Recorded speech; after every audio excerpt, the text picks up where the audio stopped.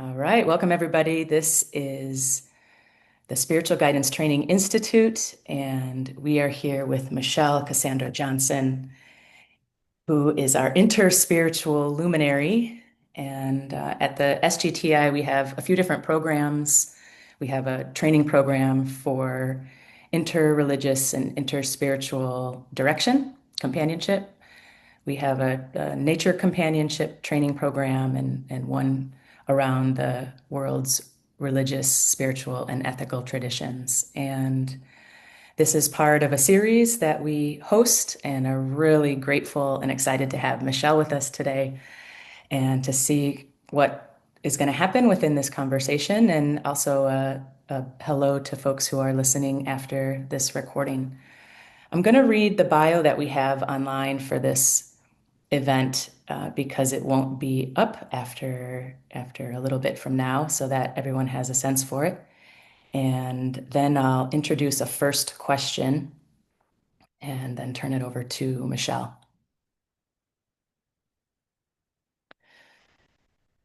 Michelle Cassandra Johnson is an author, activist, spiritual teacher, racial equity consultant, and educator, and intuitive and shamanic healer. She approaches her life and work from a place of knowing we are, can, and must heal individually and collectively. Michelle facilitates workshops and immersions, leads retreats and transformative experiences nationwide, and offers an array of healing services for individuals and groups. For over 25 years as a racial equity educator, she's worked with large corporations, nonprofits, and community groups. Michelle is a 5-time published author, and her latest book, which I think is your 6th then, published by Sounds True, is The Wisdom of the Hive. It's co-written with her best friend, Amy Burtaine, and it came out just this past May. Michelle was a TEDx speaker at Wake Forest University in 2019 and has been interviewed on several podcasts in which she explores the premise and foundation of skill in action, along with embodied approaches to racial equity work, creating ritual injustice spaces, our divine connection with spirit and nature, and how we as a culture can heal. Michelle leads courageously from the heart with compassion and a commitment to address the heartbreak dominant culture causes for many because of the harm it creates. She inspires change that allows people to stand in their humanity and wholeness in a world that fragments most of us. She lives in North Carolina with her husband, sweet dog Jasper, and her honeybees. Welcome, Michelle. Wanted to start out with a broad and kind of big question around honeybees. Could you tell us a little bit about how you first came into relationship with the honeybees and began caring for them? Yeah, thank you, Jeanette and Christina, for guiding the conversation. And hello, everyone. It's so lovely to be in community with you all. As Jeanette has shared, my name is Michelle. My pronouns are she and her, and I live on the ancestral land of the Catawba, the Cherokee, the Tutulo, Saponi, Occaneechi, and many other tribes in Winston-Salem, North Carolina. And I'll share my response to this question about my relationship with honeybees and how that came into being, and then maybe guide you all into the hive so you can experience what it's like to imagine being either close to a hive or inside the workings of a honeybee hive. Some of you have heard this story, and it's in the book. What I think happened is that I had a dream about honeybees. And at the time, my mother was very ill, which is an important part of the story, of course. And I was in a liminal space, so I was not fully awake. But I was awake enough to be led by the bees to order what one might need to tend bees, everything that you need to tend bees, and also to order the bees themselves.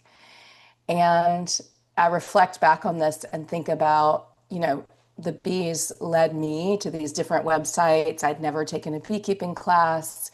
I didn't even know where to look to order things for bees. And in this liminal space, they led me which relates to what many, I'd say, more mystical and also natural beekeepers talk about, and that is the bees choose us. So I feel like they chose me. I only realized what I had done when I saw the amount of money I had put on my credit card. And that's when I woke up, and it was hundreds of dollars. And I thought, you don't even know what to do with the bees when they arrive. How is this going to go? And I didn't really panic because I trust the flow. And also I was not clear yet about why I had made this decision. And I reached out to two friends who both attended a nature-based shamanism program that uses the bee and the laboratory of the honeybee hive as the teacher. And they also, at that time, had bees on their land. And one of them said, I'll help you hive the bees when they arrive. And she did on FaceTime because she was not in Winston at the time. So we were on FaceTime as I'm hiving these two hives. And this was in 2019. And then the other friend, Carla, said, I think the bees are here to help your mom transition, because at the time we thought my mother was going to pass and leave the earthly realm. And she is still here now. That didn't happen, but she was quite ill. And Carla taught me that bees are psychopumps, which means they work between realms. The definition of a psychopump is a being, an energetic form that can help the soul transition once it's left the body. And there are other psychopumps as well. And so Carla said, I think they're here to help with this transition. And it turns out, I've co-written a book with my best friend all about the bees, that the bees have been my greatest teachers. They have taught me so much about community and collective care. They have taught me about relationship with one another and the hive and the collective, as well as the more than human world and the world at large, and how to be in relationship with all of these different energies and humans and the more than human world, and how we work together with one another and function as they do, which is as a superorganism, which I think we'll dive into a bit more as we deepen into this conversation.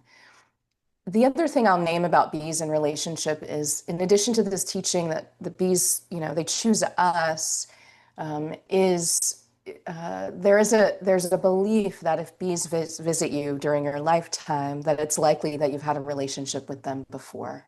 And so part of me wonders and is in curiosity about this. I believe in different lifetimes and timelines and time travel and all of those things. And so I'm curious about my longer term relationship with honeybees, and am grateful they have come into my life in physical form, and that I get to have a direct relationship with them in this way. And now I have 5 hives in my backyard, which is kind of the max capacity for the corner that I have here in Winston. And they are thriving despite so much rain, which affects their ability to forage, and the resources that are available. They are thriving. So I'm grateful they're here, and I continue to learn from them every day when I sit with them and watch them, and also, from away from home, call them into space and energetically work with them in some way. So that's the short version of how the bees came to me, and a little about what they have taught me. And with that, I'd love to invite you all into the honeybee hive. And I want to say 2 things before we dive into this practice. And one is, I imagine you're here because you're interested in the wisdom of the hive and the more than human world, and have a connection to SGTI. And maybe there are many reasons you're here. And also, I want to honor that often people have a fear of bees. It's not uncommon to have a fear of bees because they sting.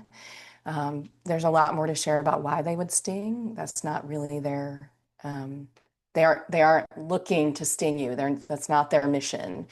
And they actually want to be in deep relationship with us, and in so many ways mirror things to us and teach us things that might help us.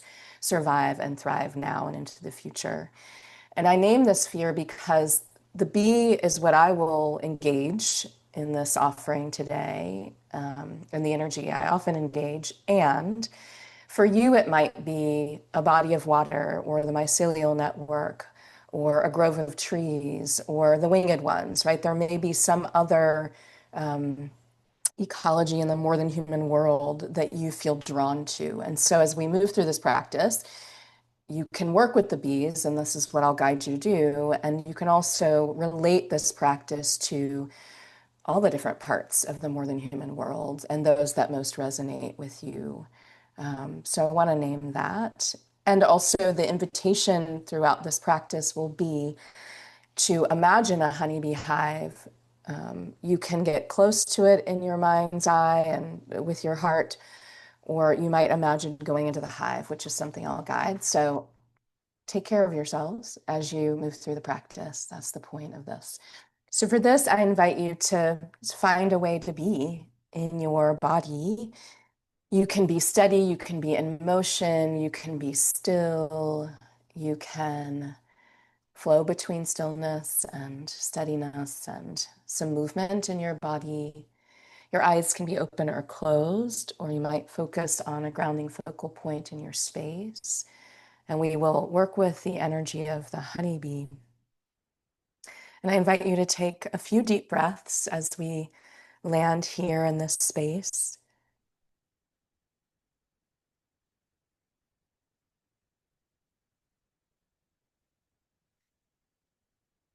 I invite you to begin to bring your awareness and attention to your breath and to begin to partner with it in some way as it flows through your body in and out.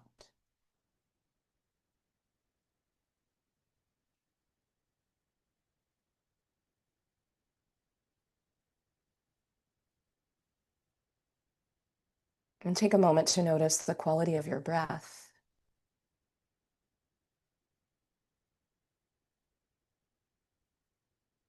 The rise and fall, the chest, the belly as you breathe in and breathe out. The expansion and contraction of the ribs side to side as you inhale and exhale and front to back.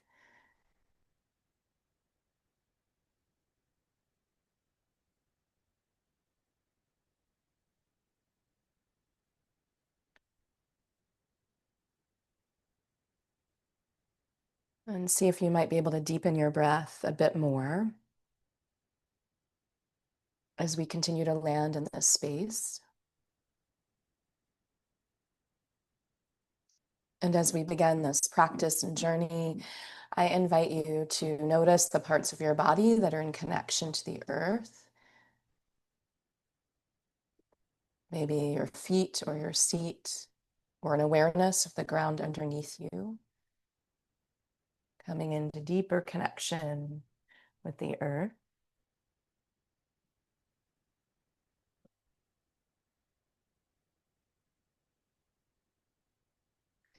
And as you come into deeper connection to the earth, I invite you to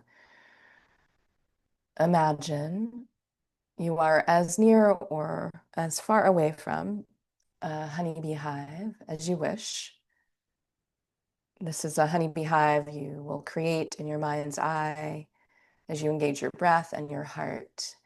This may be a familiar honeybee hive, one you have a direct relationship with, or a hive that visits you in your dreams, or a hive that lives in your neighborhood, or maybe at a community garden. This can be a wild hive in the base of a tree, or up high in a tree, or a hive that lives in a hive box. And for a moment here, I invite you to imagine this hive and notice everything you can about it. The activity, the busyness of the bees weaving in and flowing out, the sound of the hive. Often there is a low hum in a harmonious hive. It's actually tuned to the note of C when there's harmony within the hive. So you can begin to feel and hear the hum and the buzz. You might notice what is around the hive, maybe trees and flowers, a water source.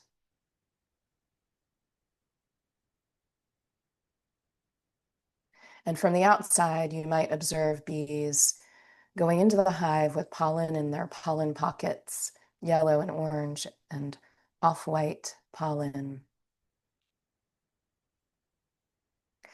What you will not be able to see, but you can sense, is the bees going in who have foraged nectar, which is stored in their honey stomachs.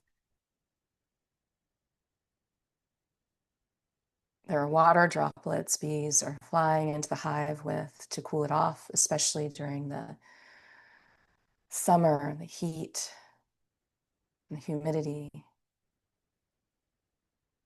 And you might see bees with these little, they're brown, small little balls in their pollen pockets, and this is tree resin that they mix with an enzyme and create propolis, which seals and protects the hive. You might see bees fanning at the front of the hive, creating an AC system to cool it off. You might see bees guarding the hive, coming out of the entrance and making sure the bees returning are bees that live in that hive. You might see a bee doing what is called the waggle dance, sharing coordinates for a good resource for pollen, nectar, water, resin. And if you wish, you might move out of the light and decide to journey either a bit closer to this hive or inside of the hive, into the darkness of the hive. And as you enter the darkness of the hive, the hum, or as you get closer, becomes louder. This harmonious hum of the bees. And if you were to venture into a hive, you would hear the hum, you would witness bees busily moving about, doing their work as a superorganism to support the good of the hive now and into the future. You might see bees festooning, linked arm to arm, antennae to antennae, measuring in pursuit of building honeycomb and practicing sacred geometry. You might see bees depositing pollen into cells of honeycomb.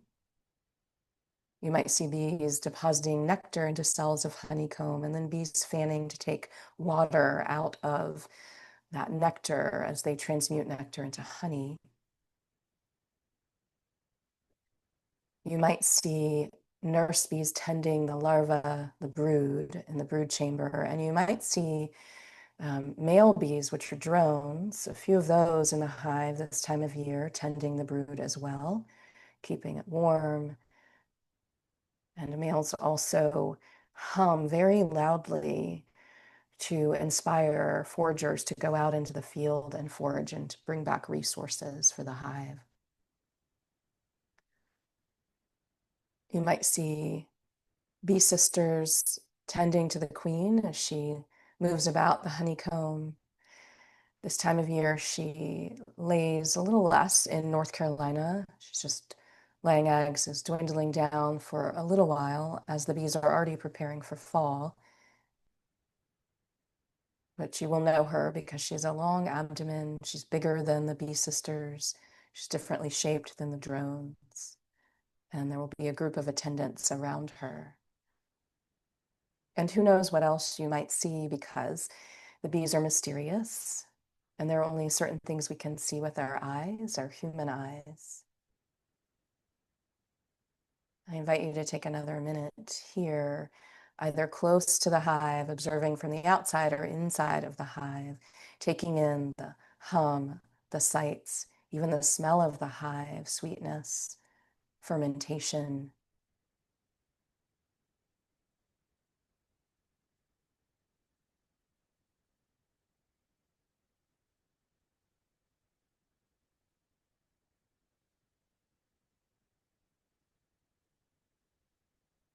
And as we prepare to return and continue to work with the energy and spirit of the holy, humble honeybee, if there's some offering you wish to make, to the bees inside or outside of their hive, a gift of rosemary flowers or lavender or dahlias or squash blooms,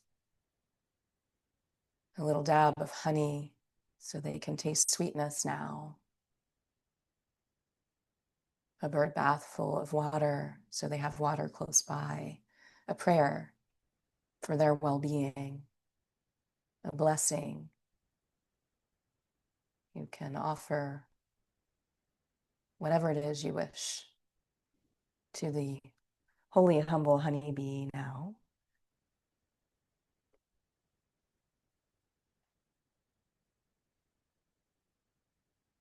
And then you can gently begin to return, slowly bringing yourself back in your own time, in your own way.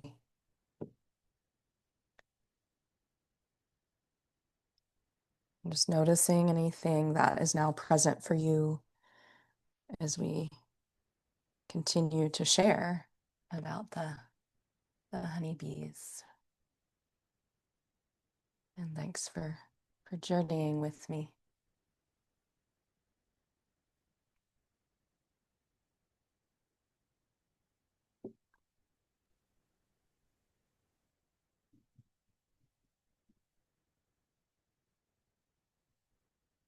Michelle, thank you so much for sharing a little bit of your story and encapsulating so much of what happens within the hive and the importance of the bees. I caught on to this word superorganism that you used, which was a word that I had first heard in your book that was new for me. And within the book, you invited the reader to wonder, how might we come to mimic some of the behavior of the bees? So here we were, just observing their behavior in our mind's eye.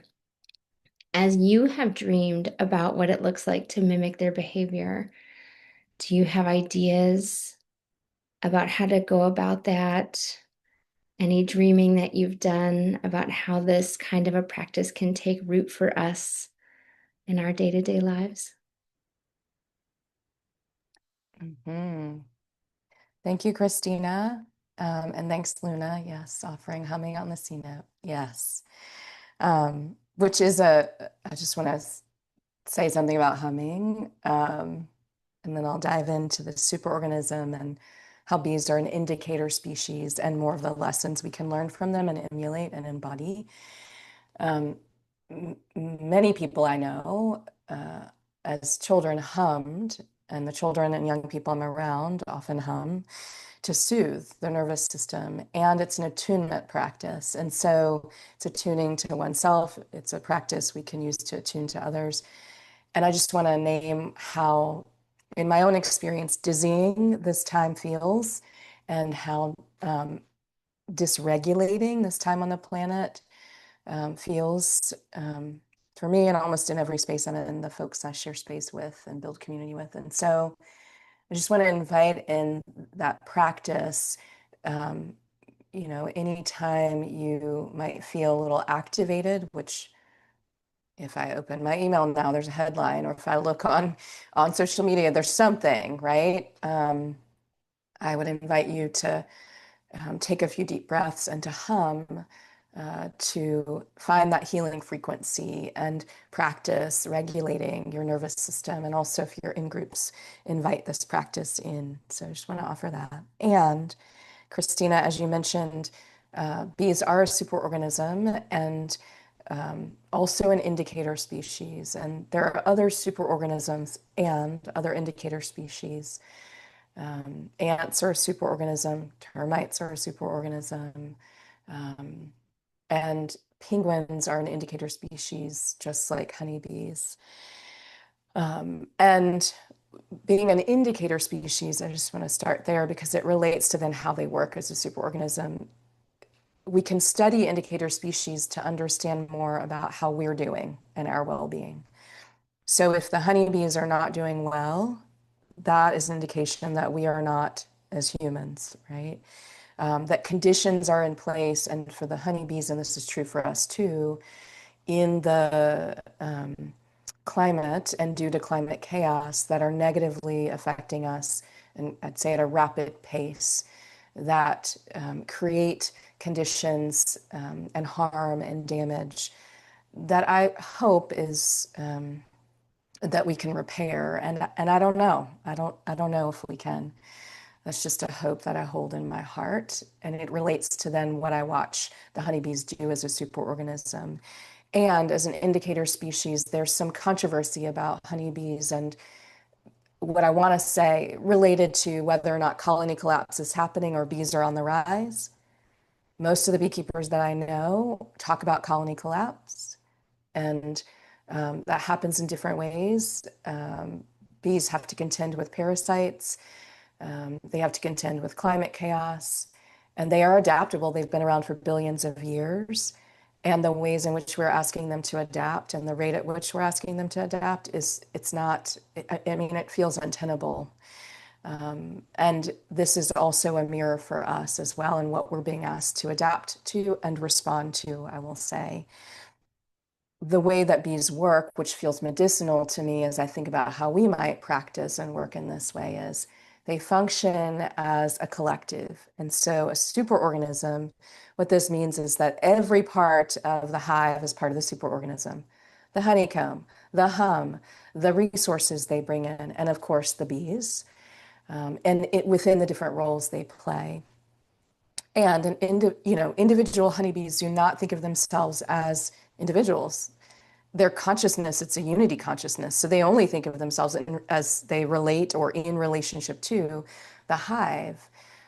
They're not conditioned in ways that, in my experience, dominant cultures conditioned me and conditions many people to think of your individual experience, your individual self, and to believe we're untethered, right? We're disconnected from one another and the more than human world and this time now, but also the past and future. There's like deep unlearning I've had to do about relationship and an orientation to relationship and connection. And the bees just naturally embody this unity consciousness. And so I often wonder what it would look like. And I think there are many ways. I mean, we're here. I think this is one way we practice the embodiment of unity consciousness through this experience of learning and sharing and through practice.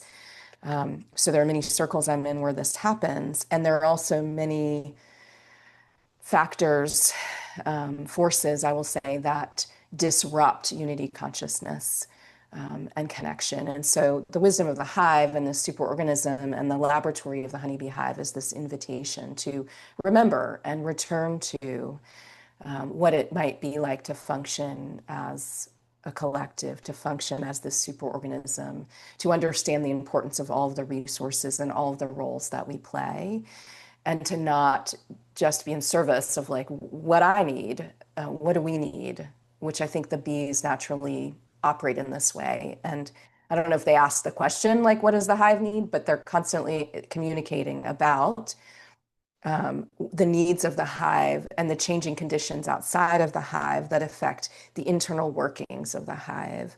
And they do this through sound, through pheromones, through movement, and maybe in other ways that I'm not privy to because I'm not a honeybee.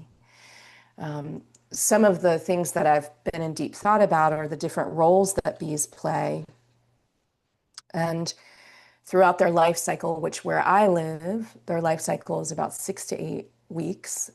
Bee sisters, worker bees, similar for drones. Winter bees live longer because they have to move a hive through the darkness and the cold of winter. So they can live for up to 3 months. They're also doing different work in the winter.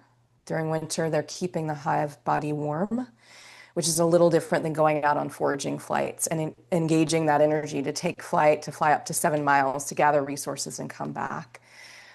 So the winter bees live for longer, and the queen lives, she can live for up to 7 years. There's a whole other process that's about swarming, which we can learn from too, and how to prepare to swarm and organize and trust that we will find or create a new home. And during that process, honeybees, they create a new queen. So she can live for a very long time, but often hives don't keep that same queen for 7 years.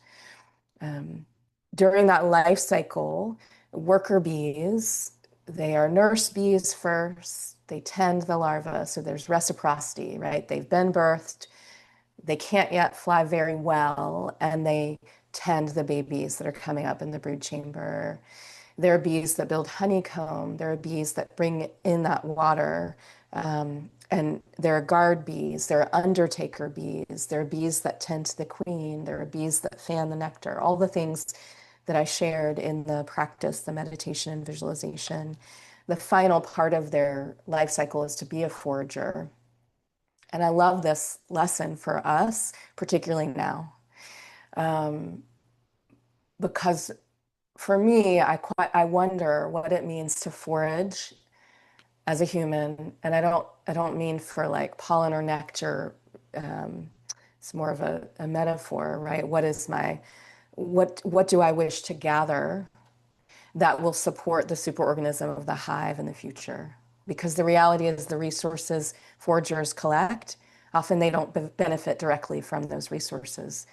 That's the final part of their life. And so they pass and generations later benefit from the honey that has been capped and stored, which my whole body and heart and mind expand infinitely when I think about generations benefiting from what I have gathered in community with others to benefit the future. So I wonder what it means to labor in that way. And to be devoted, right, to this foraging and gathering. The other thing about roles is bees can revert back to a previous role if the hive needs that. And I love this for us because I'm in a lot of activist spaces and circles, and there can be this like, this is how you create change. You do it this one way. And if you aren't doing it that way, then you're not a good activist or change maker or transformer, whatever, in whatever ways we make change, right? And I love that we all have different roles to play.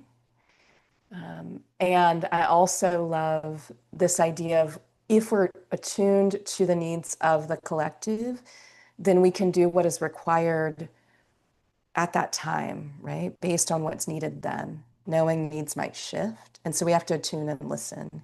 These feel like important skills to navigate throughout this time and space. And the other thing about this superorganism of a hive is, a lot of people talk about honey and the bees, and honey is delicious, right? It's like sweet, it's medicinal, it's healing, it transports me to other spaces when I open honey we've harvested from the hives. It's also it's what they create to feed the hive, and it, as I mentioned, is also deeply medicinal. And so there's this way we can think about as a superorganism what is our role and what is our medicine as we labor now and for the future, without an attachment to what that might look like, which is also a yogic and spiritual teaching. And so I think about this medicine, and you mentioned, I co-wrote this book with my best friend Amy, and she often talks about medicine. And if your medicine is to make people laugh, right? That's what you offer. If your medicine is to offer song, if you're a storyteller, if you are somebody who's on like the front lines, engaging your body in this way to protect others, that's what you do.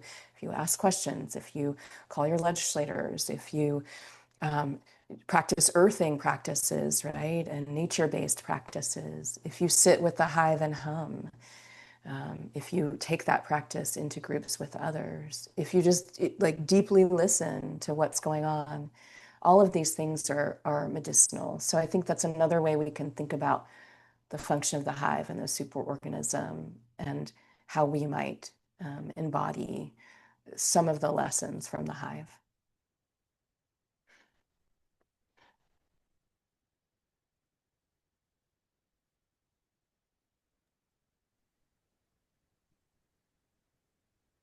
Thank you for that beautiful and poetic response, and also echoing Christina's thanks for the practice earlier.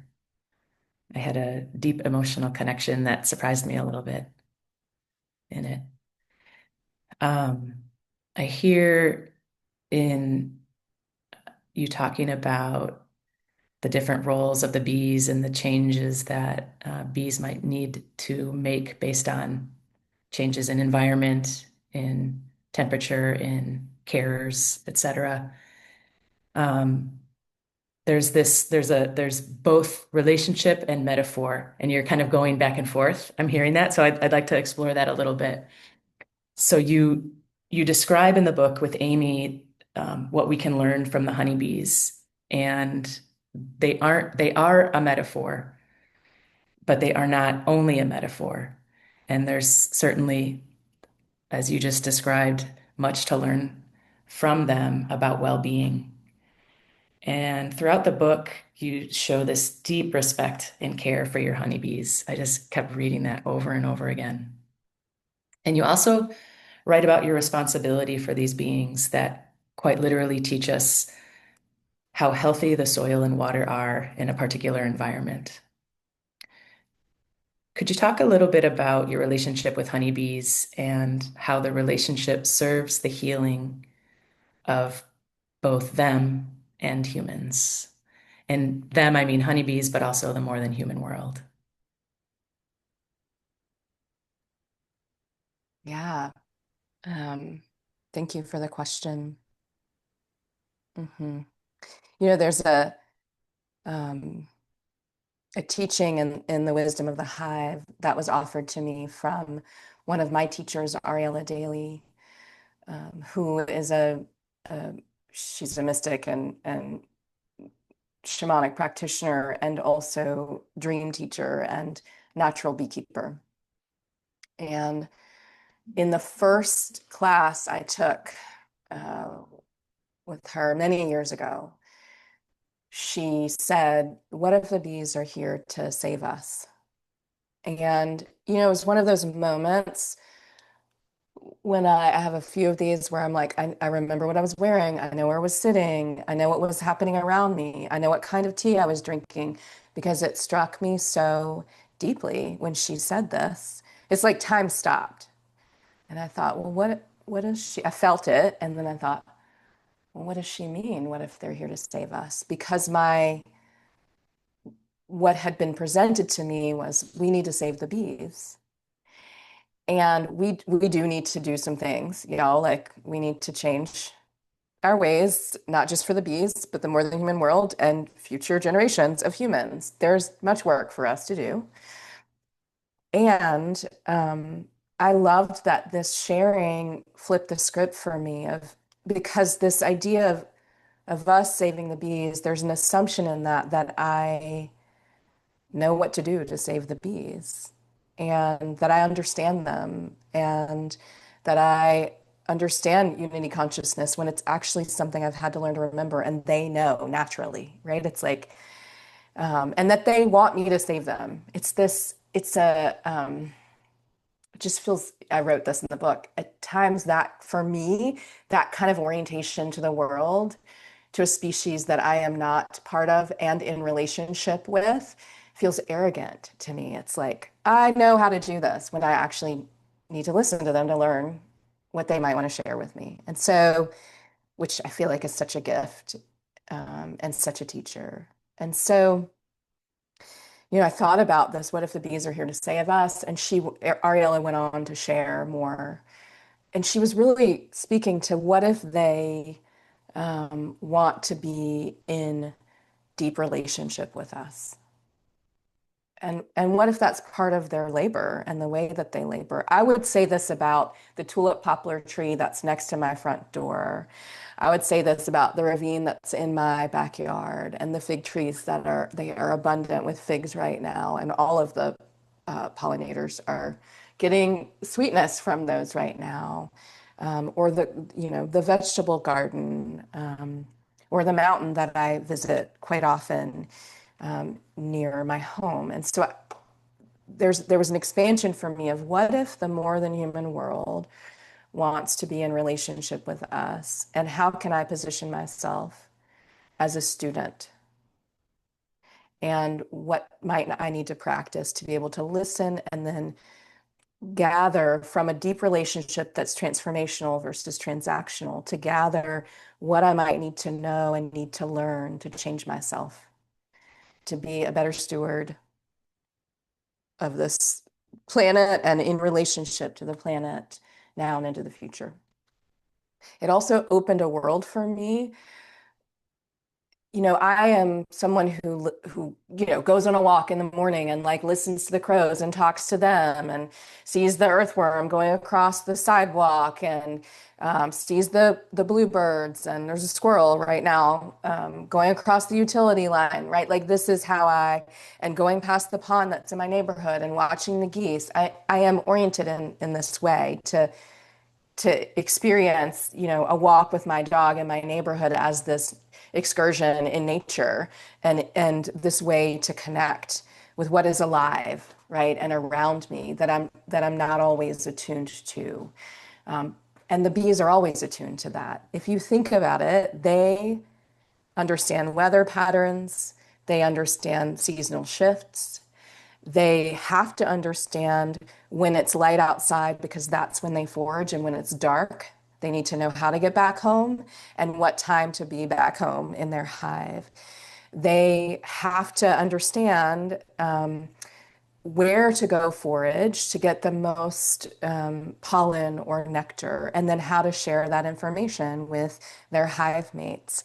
They have to be in relationship with the sun and the water because that's what creates forage for them, right? Flowers and blooms on trees, and I mean, they forage other resources. So there's a way they're always aware of what I have to remind myself to be aware of, which is what is alive within me and around me. They are just attuned to it all the time for their survival. And so to me, it's like, what if and I do this, what if I practice that level of attunement with everything that is around me, that is teaching me and available to teach me, not in an extractive way, but in a relational way. I think this is one of the biggest lessons and gifts in response to your question. And the other piece of it is the practical ways they work. They build because they need a structure in the hive.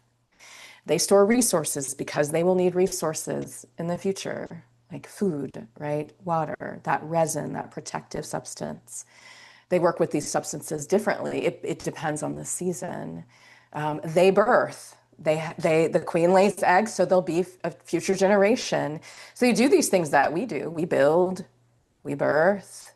We work with polarities, the darkness and the light. We expand and contract.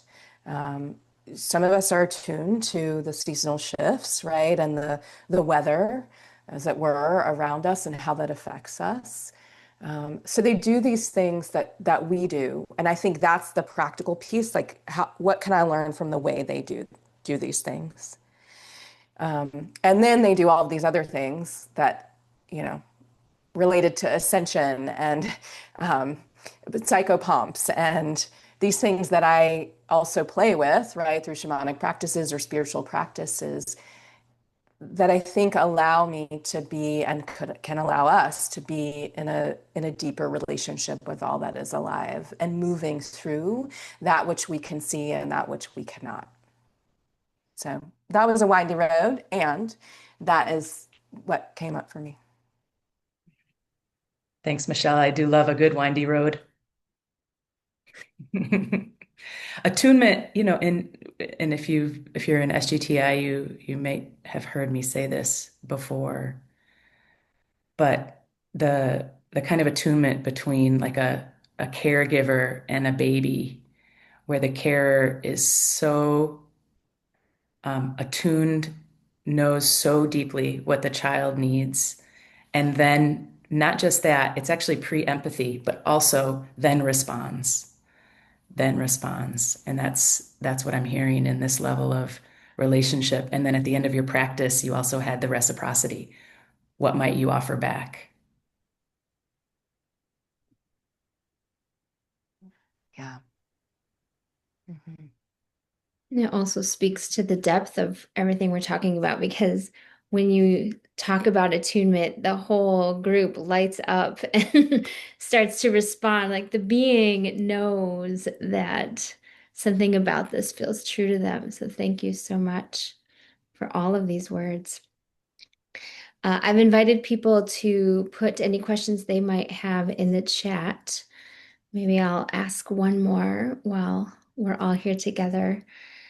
So, you often are talking about everything going on in the world from an ecological perspective and from a relational perspective. We're kind of covering a couple of areas there.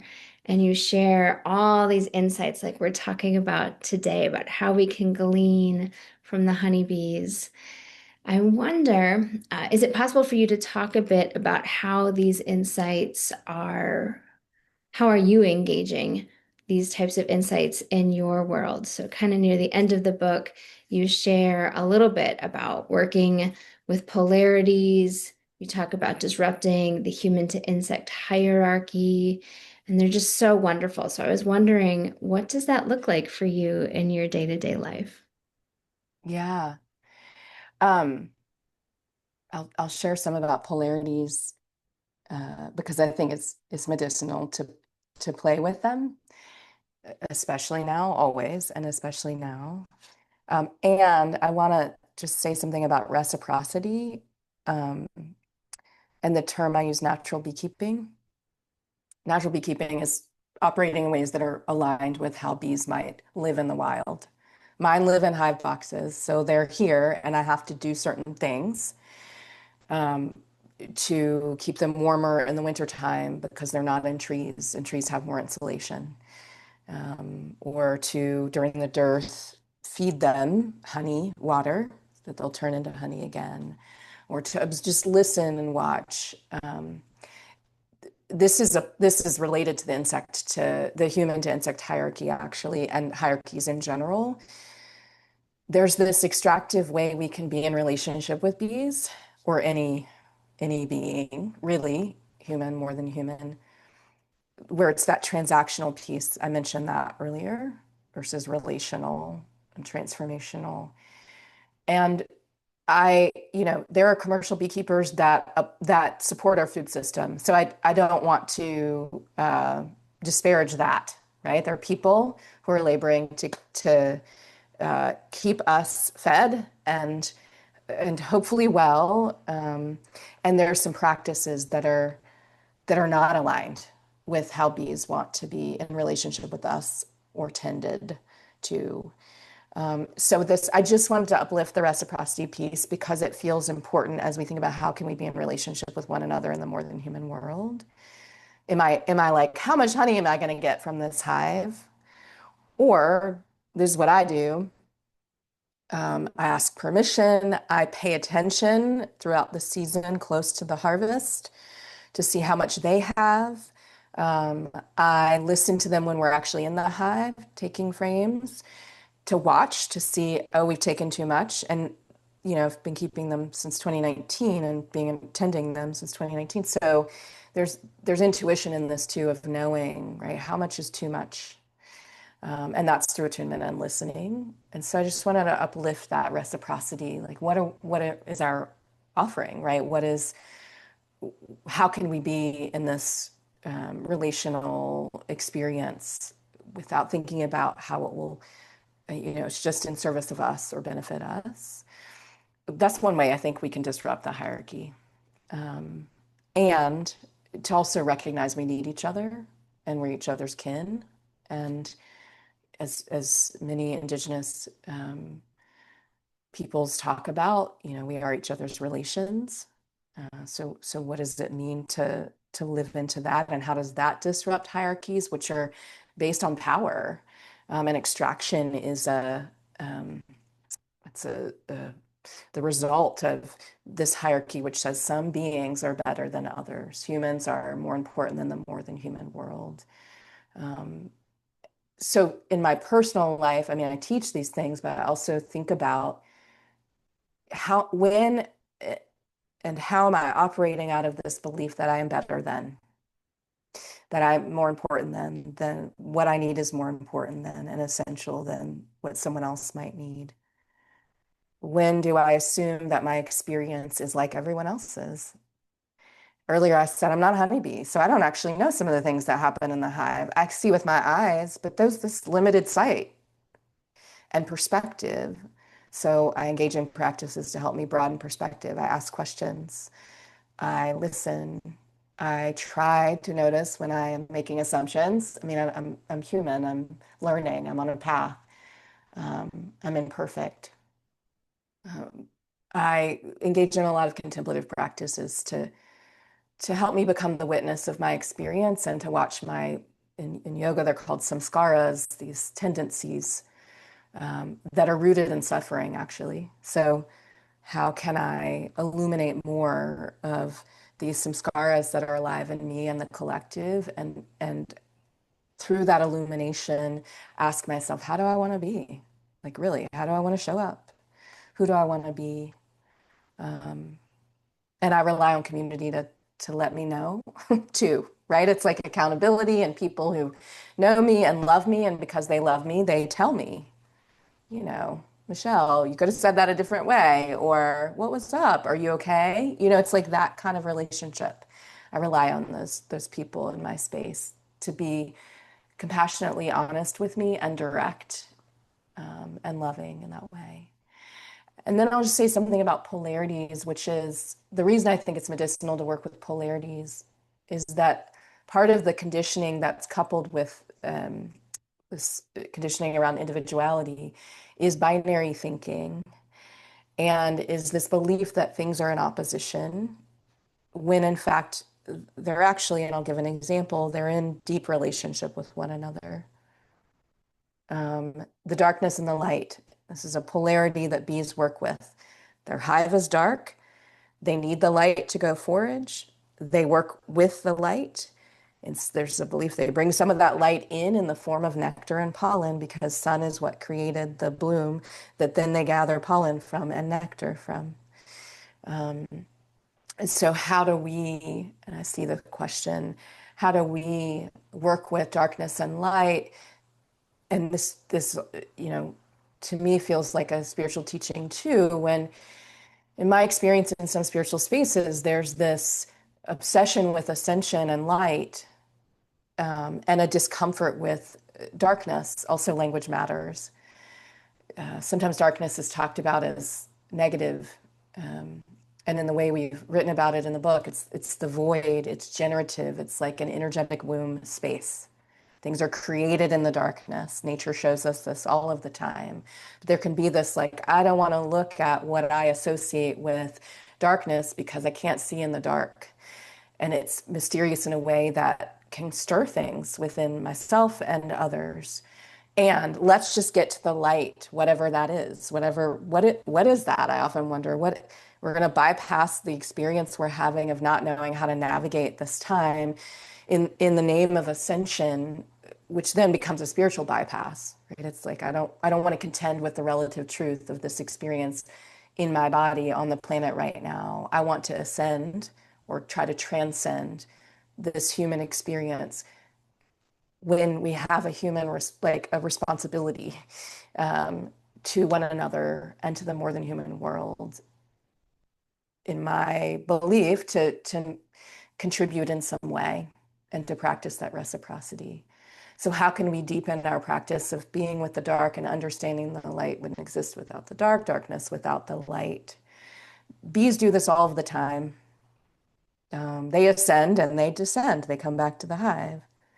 They work with the seasons, expansion, contraction, cold and warm. They have all these practices that take care of the hive as they work in those in-between spaces and as they understand the relationship between polarities. And this is like one of the main teachings from the hive, I think. How can we, instead of feeling polarized and in opposition to, understand relationship more deeply and play with the darkness and the light, right? Expansion, control, these natural things that are emulated to us in the more than human world, death and life, birth and death. How do we do this? So That's a little about that disruption of hierarchies and polarities and the way bees literally dance with polarities as they orient to where home is. Good to see you, Tima. And I see a question. Should we go to that? I also see lots of chat going on. Sure. Yeah, we are almost at time, but there's a couple questions here. One around, can I ask how you personally connect best with the bees? Is it daily or whenever? So that's one. And then the second one's a little longer. It says, I'm super curious to hear you expand a bit more on the I know that I know this, be it a pattern, practice, ritual, in the context of also acknowledging a consciousness to build with 7 generations forward, 7 generations back in mind. A common thread for so many indigenous knowledge systems. Rather than arrogance, could it be tapping into a seed of knowledge from one of those previous generations sowing into you or us? As a visual artist, sometimes these uncanny moments of latency and hidden knowledge only show up when the time is right to be shared again. So, those are the two questions there. I'll just say that to the first one, daily is how I work with them. And if I can't go outside to be with my hives, I will meditate to the sound of a hive or watch. There are many videos of hives, the inside of hives, not my videos I've created, but ones I can access. And you can access too. And I'll listen to the hum or I'll just watch them work. And when I was writing The Wisdom of the Hive, I actually meditated to the sound of a hive for 30 minutes and then wrote.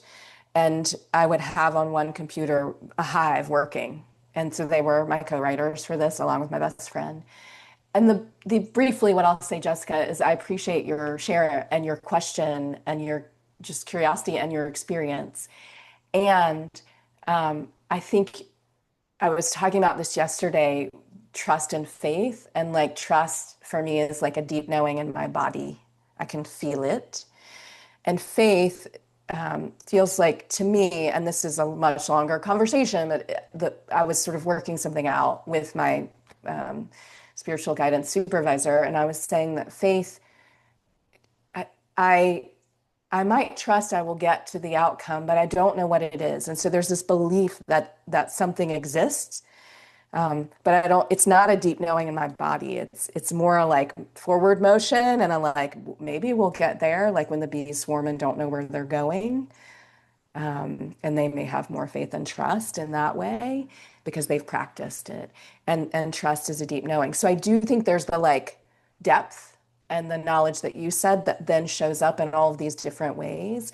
And more of the arrogance I was speaking about is based on dominant cultural norms and the way I've experienced myself and others feel like they know how to respond or solve the thing or whatever it is when they may not have enough information or have not accessed the kind of information that you referenced in your question, right? It's sometimes it lacks depth. It's like, I think I know because I've been conditioned to have the right answer.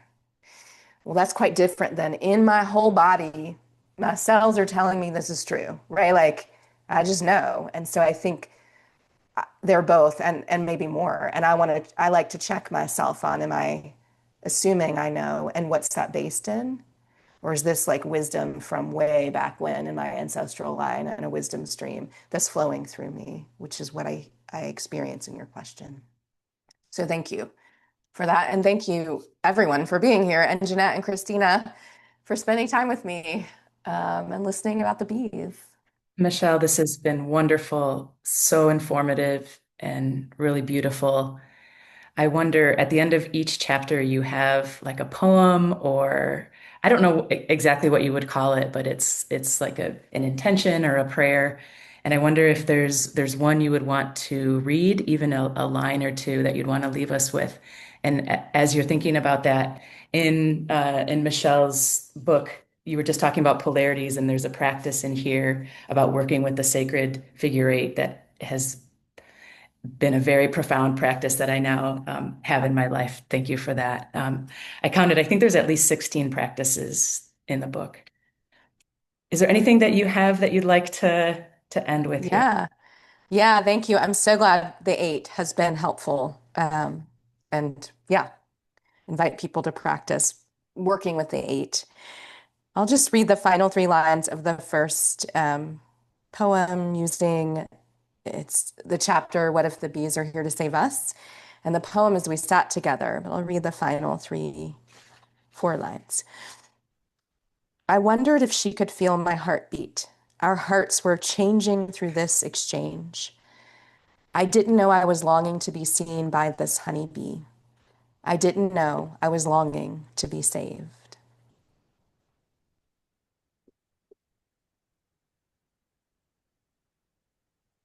Thank you. So lovely. So, so lovely.